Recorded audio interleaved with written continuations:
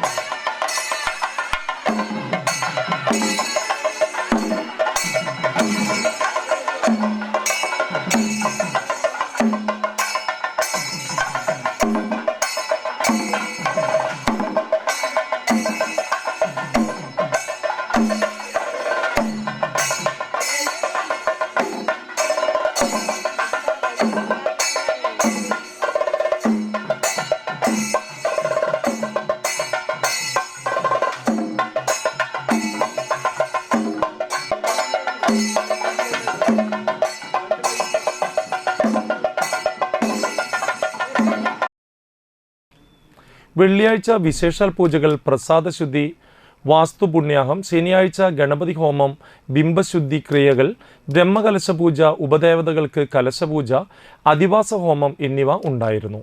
ഞായറാഴ്ച ഗണപതി ഹോമം, അധിവാസം, വിടർത്തിപൂജ എന്നിവയ്ക്ക് ശേഷം രാവിലെ 11-നും 11:30-നും മധ്യേ വിഗ്രഹ പുനഃപ്രതിഷ്ഠ നടത്തി.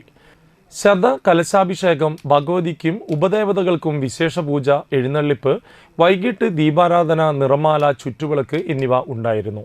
ക്ഷേത്ര ഭാരവാഹികളായ സുഭാഷ് കല്ലാറ്റ്, സനോജ് കല്ലാറ്റ്, പ്രവി കല്ലാറ്റ്, കൃഷ്ണകുമാർ കല്ലാറ്റ്, വിശ്വനാഥൻ കല്ലാറ്റ്, ഭരതൻ കല്ലാറ്റ് എന്നിവർ ചടങ്ങുകൾക്ക് നേതൃത്വം നൽകി.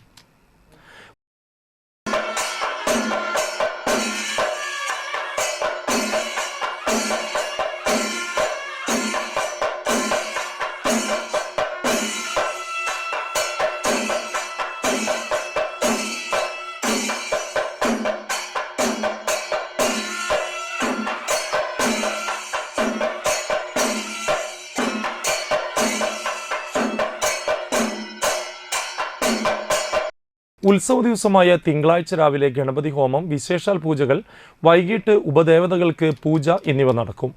ദീപാരാധനയ്ക്ക് ശേഷം കണ്ണംകുളങ്ങര രാധാമാധവം അവതരിപ്പിക്കുന്ന തിരുവാതിരക്കളിയും കാരമുക്ക് മയൂങ്കിയുടെ കൈകൊട്ടിക്കളിയും അരങ്ങേറും.